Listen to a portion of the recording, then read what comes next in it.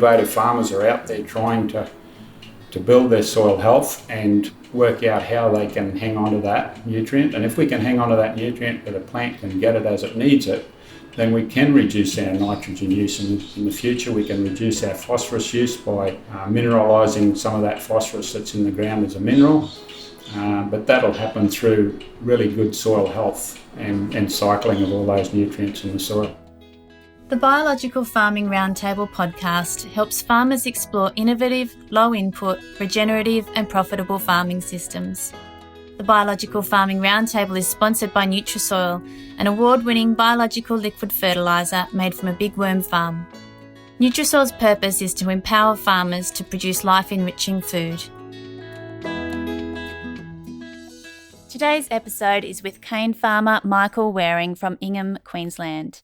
This podcast was recorded at the 2019 Regenerative Cane Farming Forum held earlier in March this year, which is on again next year in March 2020 in Cairns. Michael and David Hardwick are the contacts for this event, and details to register are in the show notes. You will hear this is also recorded in Michael's lounge room, which has a grandfather clock, so the ticking keeps us in time throughout the interview. In this episode, Michael tells us about what things he is doing to increase his soil health, including implementing controlled traffic, multi-species crops and biological stimulants. Michael has also done a course with Kym Kruse at RegenAG, who teaches farmers how to make their own biofertilizers, and he talks about how him and some of his farming friends have put in together to purchase a relocatable biofertilizer production plant.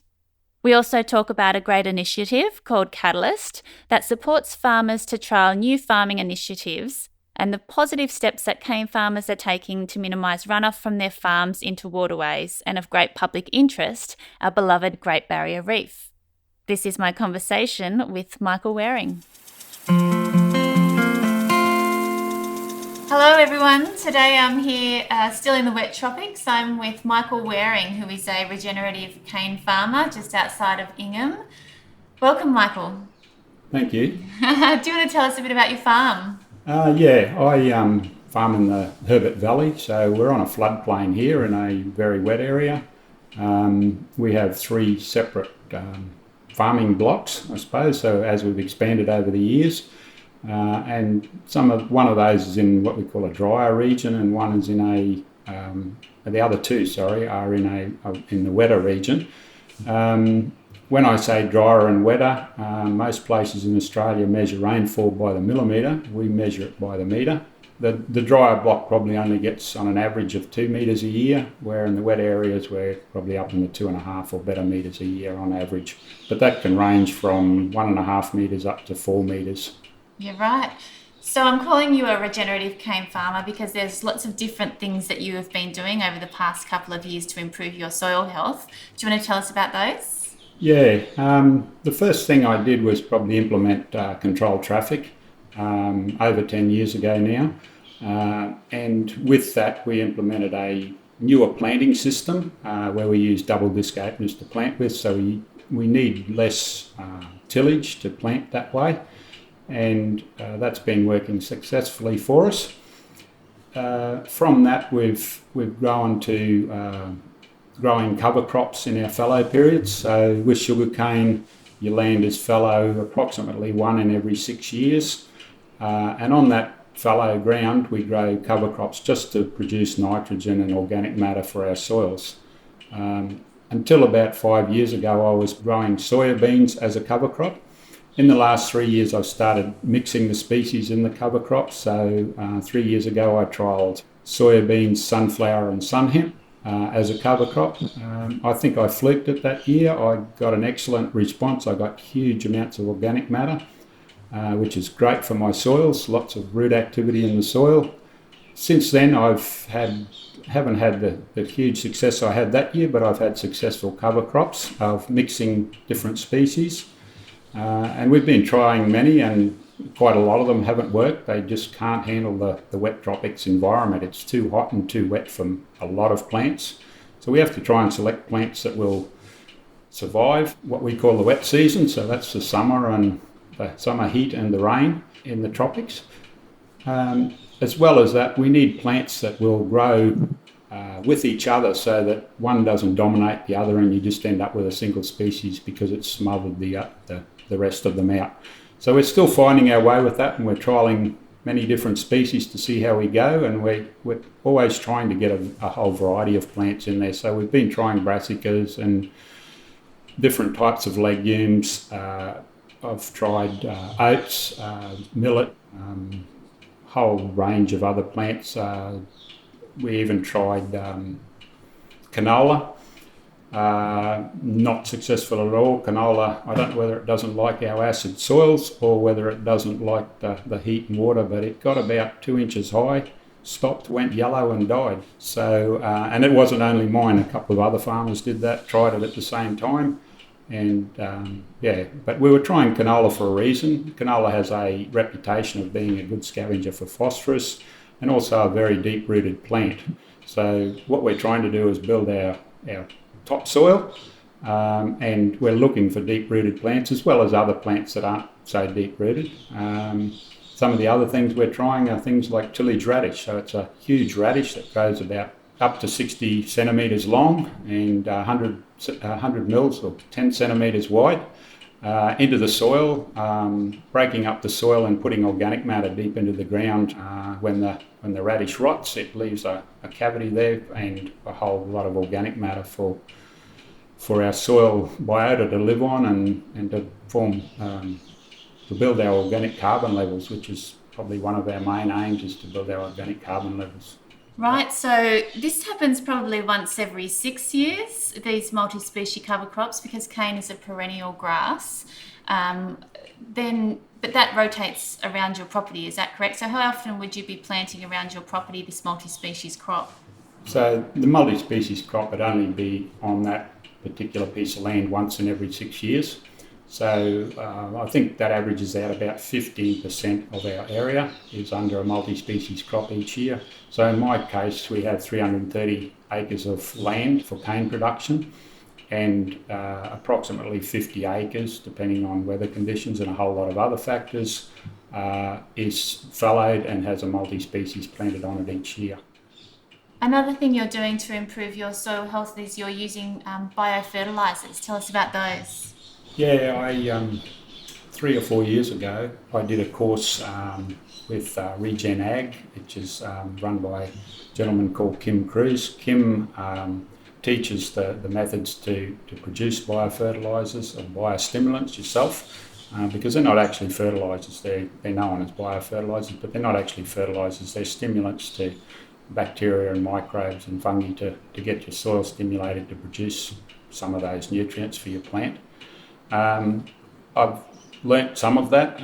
Myself and 4 other growers have put in money together and built a small manufacturing plant to manufacture that, to make it a simple process. And where we share that plant around when we need it, and we make biostimulants and store them. They can be stored once they're actually brewed like beer. So you put them in a sealed container for approximately a month, and until they stop bubbling, and then they've sort of settled, and from that time then you can just store them in a large container. So I've been making ones with different minerals that are I've noticed are missing from my soils when I do soil tests. So things like calcium, zinc, magnesium, molybdenum, boron, and they're very small amounts, but they're applied over the foliage, so the plant takes them in immediately, but pretty much. My aim in this is not to replace anything, really. My aim in this is to improve my soil health and to build that soil so that my soil can supply my cane plants with some of the nutrients that they need, and that way I'll be able to reduce my artificial fertiliser application. Have you been able to reduce it since you've been using these bioferments and then the soil health principles? Since I've only really started using the biostimulants last year, and I haven't done a real lot with it, mainly due to just being too busy. I have a 10,000 litre tanker there with probably 6,000 litres still in it that I haven't put out, but that will happen. But since I've gone to control traffic and it's probably a bit too early to say whether the mixed species fallow crop is making any real difference. But for 8 or 9, 10 years, I've been growing soya beans on the beds in the fallow period, and I can see the difference in my soil. It's more friable, and to me, it just looks like a healthier soil. There's a bit of machinery with making these biofertilizers. You have gone in with a group of people to buy that machinery. Tell us about that. Yeah, we've to make the biofertilizers, you can make it without the machinery, but it's quite time consuming and labour intensive.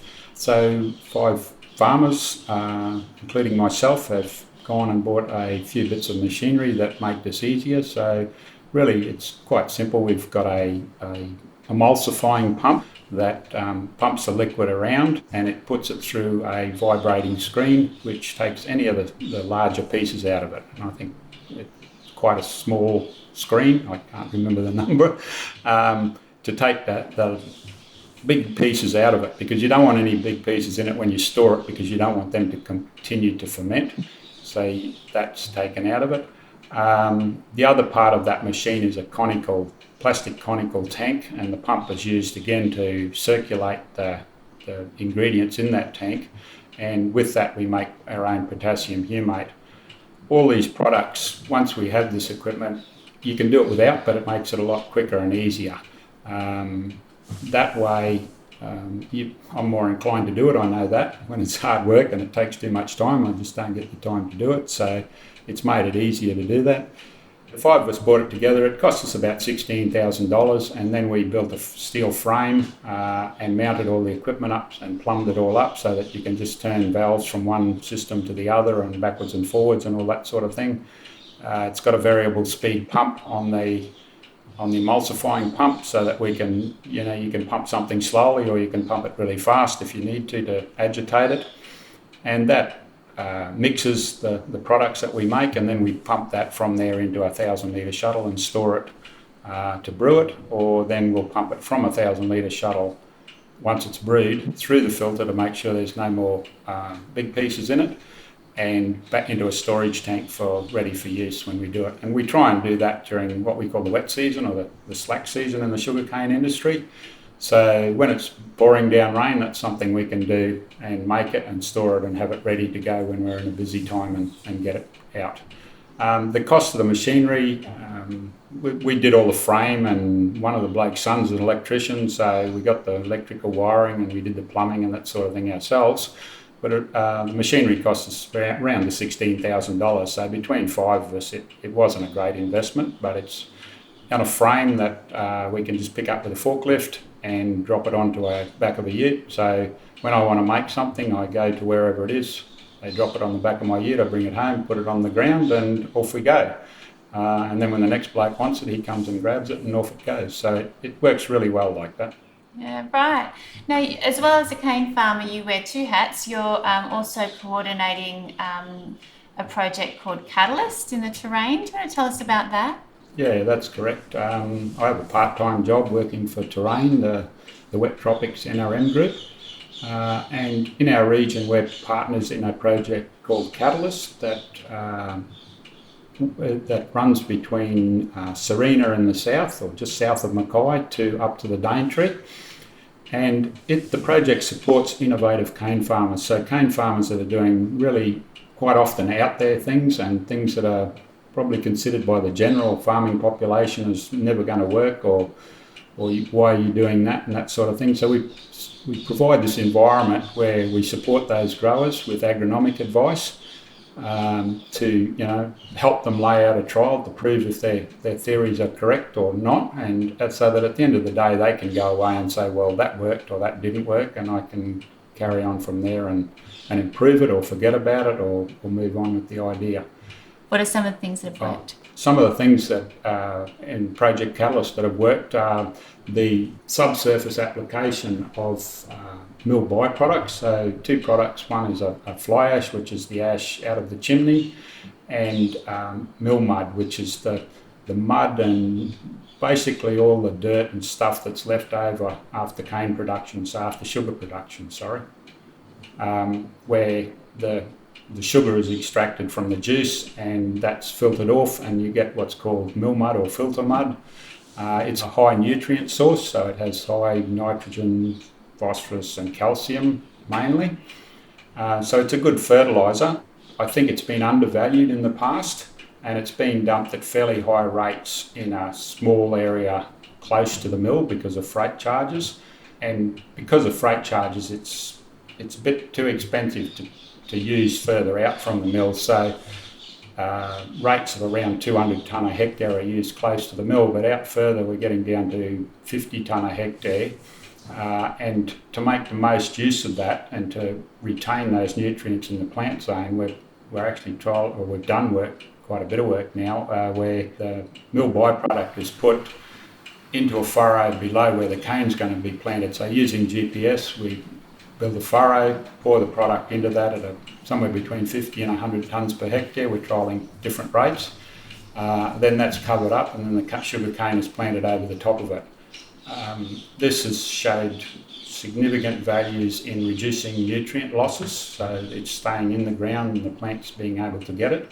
And while doing this, we're reducing our artificial fertiliser applications at the same time, so that it's cost effective, and I think it's improving the water quality outcome from the farms as well. Great.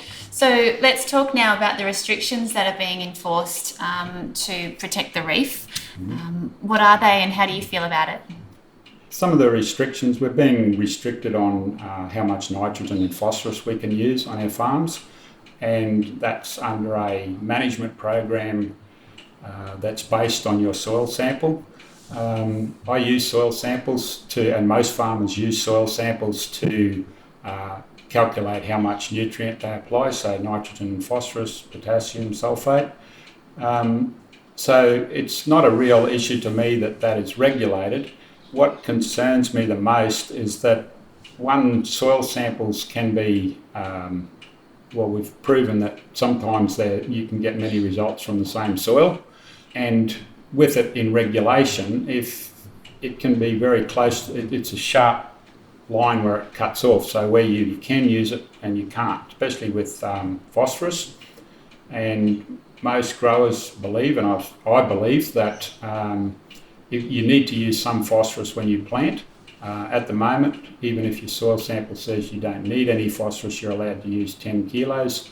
I believe in the new regulation that we won't be able to do that, and that's a real concern.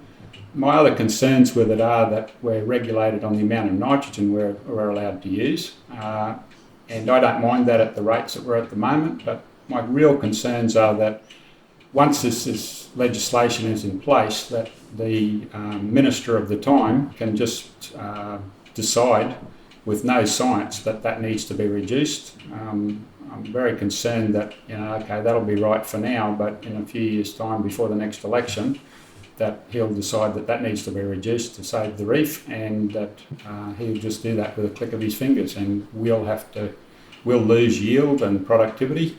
And we work on a very tight margin now most years with the price of sugar. Sugar from Queensland is all priced on the world market price, so whether that goes into Australia or overseas, it's world market price. So we're at the whim of what's happening in other countries. We're at the whim of what investors are doing, because sugar is a commodity. So sugar can go up or down in price and have nothing to do with supply and demand. So it's a very tough industry to be in at times. So, we really can't afford to lose productivity. Tricky times in the cane industry. I can absolutely see that coming to this Regen Cane Farming Forum. But what I can also see is I don't feel the negativity. I hear the concern, but I see the positive working towards this soil health, because people know that it's actually going to be beneficial for them as well. I have heard concerns about the organic nitrogen building, and that may run off as well. Do you want to talk me through what happens with organic nitrogen compared to synthetic nitrogen in runoff? So the synthetic nitrogen is referred to as DIN, which is inorganic nitrogen, and that's the one that the government is concentrating on. So they want to reduce the DIN levels in waterways, and I'm more than happy with doing that, because if I'm buying fertiliser, the last thing I want to do is buy it and throw it away. I want it to go into my plant and to give me production from that. My concern is that we don't have the science to do that at the moment, and to reduce rates without the science behind it is we could be in a lot of trouble. At the Regenerative Cane Farming Forum, we've heard a lot about growers that are doing, and myself doing, trying to improve our soil health. Through improving soil health, I believe we can build our organic matter level and our organic carbon levels so that we get a good cycling of nutrients in our soil. If we have a good, healthy soil cycling nutrients, then nitrogen and phosphorus will be made available by the biota in the soil, and that will supply some of our nutrients. It's also, when you build your carbon levels and your organic matter levels in your soil, you have like a sponge that hangs on to nutrients. And if you can hold those nutrients from big rain events, which is our main concern in the wet tropics, we get some huge events. Recently, we had, just before Christmas in 2018, we had an event where we had just over 700 mils in about a 12-hour period. So these events happen in the wet tropics, and we need to sort of manage that, but we need the science behind it to be able to manage it. So at the moment, innovative farmers are out there trying to build their soil health and work out how they can hang on to that nutrient. And if we can hang on to that nutrient where the plant can get it as it needs it, then we can reduce our nitrogen use. In the future, we can reduce our phosphorus use by mineralising some of that phosphorus that's in the ground as a mineral. But that'll happen through really good soil health and cycling of all those nutrients in the soil. So there's lots of extension work and education going on to help people understand this soil health. So I guess watch this space in the cane industry. Everyone's working together, and hopefully we should be able to come to something that's fair for the farmers and keeps the politicians happy. And of course, as the farmers would want, is good for the reef. Yeah, that's right. Yeah. Like I said, we pay a lot of money for our chemicals and our fertilizers. We don't want them running away. We want them on the paddock working for us. Yep, absolutely. Great to talk. Thanks for that, Michael. Thank you. Please follow the Biological Farming Roundtable podcast. Share it with your friends and networks. I'm Nikala Maddock, and I work at Nutrisoil, a liquid biological fertiliser made from a big worm farm whose purpose is to empower farmers to produce life-enriching food.